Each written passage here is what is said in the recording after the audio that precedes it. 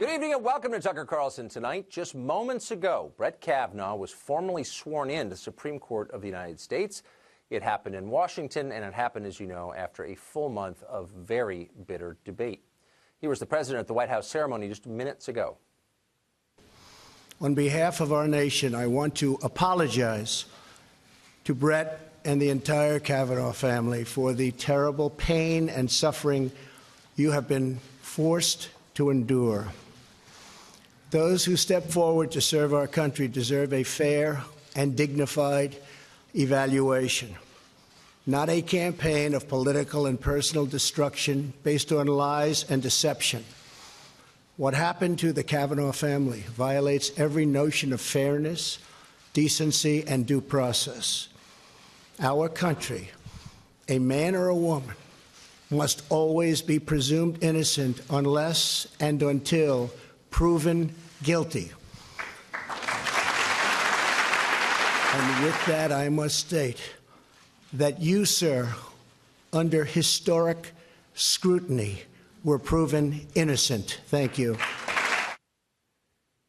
A remarkable moment. You wouldn't think our leaders would need to publicly defend the presumption of innocence and that it would be controversial when they do, but that's where we are. Politically, of course, this whole thing turned out to be an unexpected debacle from Democrats. The lessons of their defeat are pretty clear. Creepy porn lawyers make bad national spokesmen. Screaming mobs of child activists scare normal people who are watching at home. Wild allegations of gang rape tend to be counterproductive. In other words, it is, in fact, possible to go too far, and they did. That's not a complicated message, and yet none of it seems obvious tonight to Democrats. The activist left has learned an entirely different set of lessons from the Kavanaugh experience. The Supreme Court is a sham. The Constitution is meaningless. The Electoral College must go. Only a country divided into warring tribes can be ruled effectively. If we can't control it, let's burn it down. That is the message they've internalized. Watch how activists gathered at the Supreme Court and reacted after the Kavanaugh vote on Saturday afternoon. Keep in mind as you watch this, this is not a clip from a zombie movie. It's Washington, D.C., 2018.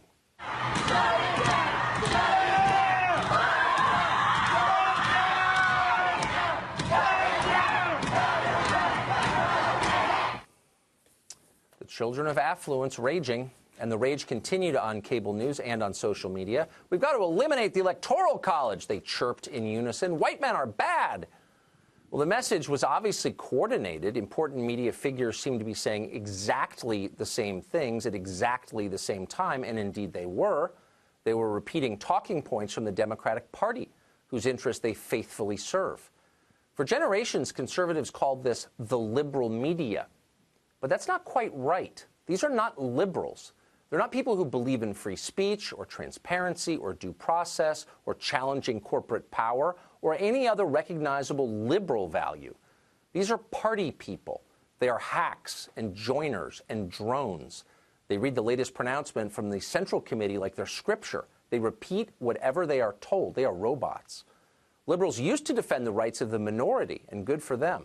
Watch now as Hillary Clinton explains how entire states should lose their political power because voters don't agree with the majority of rich kids in Brooklyn. Watch this. Do you think the Electoral College should be abolished? I said that in 2000, after what happened to the 2000 election with Al Gore, that an anachronism that was designed for another time no longer works. If we've moved toward one person, one vote, I think it needs to be eliminated. I'd like to see us move beyond it, yes. It isn't just the Electoral College either. In the past few days, many have been saying the Senate itself should be changed, with different states having a different number of senators. All of a sudden, everybody on the left seems to be saying things like this, including supposedly unbiased reporters. Shut up, Wyoming! Nobody cares what you think. That's the new message from the party that pretends to care about the powerless. But then the left has never been big on self-awareness. Here's one especially amazing example of that. This is an Onion piece waiting to be written. It comes from Tom Steyer. He's a finance billionaire who is one of the Democratic Party's biggest donors. People listen to Tom Steyer only because he sends them money. And yet Steyer's latest crusade is against, and we want to prepare you now for a blast of hot irony, rich, entitled white men. Watch this and savor it. A group of very rich, very entitled white men wanted to tell the rest of the country, we are going to have our way. And if you don't like it, that is too darn bad. Yeah, that's what Tom Steyer's against, people like himself who behave like he does. Let us know when you stop snickering, and then think about what Tom Steyer is saying here. He's saying Brett Kavanaugh is not on the Supreme Court because the majority of the U.S. Senate voted for him, as the Constitution prescribes. What's actually happening, says Tom Steyer, is that Kavanaugh was installed by a specific racial group in order to hurt and disempower every other racial group in America. This is tribal warfare posing as democracy, and your tribe is losing. That's what Tom Steyer is telling you. Now, as a factual matter, this is insane. It's the kind of lunacy that would have gotten you booted off a cable channel 5 years ago. It's also a lie, and it's dangerous. It's exactly the kind of thing that Hutu leaders in Rwanda were saying in the early 1990s. Responsible people do not talk like this. And yet suddenly it is everywhere on the left, and not just among the professional wackos pounding on the front door of the Supreme Court. The line between dangerous extremist and U.S. senator is blurring all of a sudden on the left. Watch noted race hater Linda Sarsour explain. I want to introduce to you another champion, another one of our people who works for us on the inside. Please give it up to the senator from the greatest state in the United States of America, my state, New York, Senator Kirsten Gillibrand. Imagine a Klan leader introducing a Republican senator at a public event this way. One of our people who works for us on the inside. That's the equivalent of what you just saw. Sarsour's embrace of Gillibrand, though, got basically no media coverage. It's normal now. The press just applaud it. How far can this go?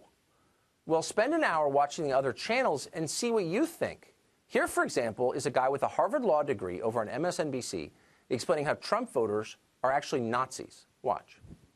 Trump has delivered for these people on the things that they care about most. He has delivered racism for these people. He has delivered misogyny for these people. And now he's delivered the Supreme Court for these people. We're going to see if this reign that they now have control over all three branches of government, we're going to see if this reign lasts for 30 days or 2 years or a 1,000-year Reich. All the other people on the panel nod. Oh, yeah, that's right. A 1,000-year Reich. Keep in mind that hundreds of thousands of American men died to stop the 1,000-year Reich. And an awful lot of their children and grandchildren grew up in this country to vote for Donald Trump, only to be called Nazis for doing it. Not that Mr. Harvard Law School knows any of that. He probably couldn't tell you the year the Second World War ended. He doesn't care. History means nothing to revolutionaries, and that's why they keep repeating it.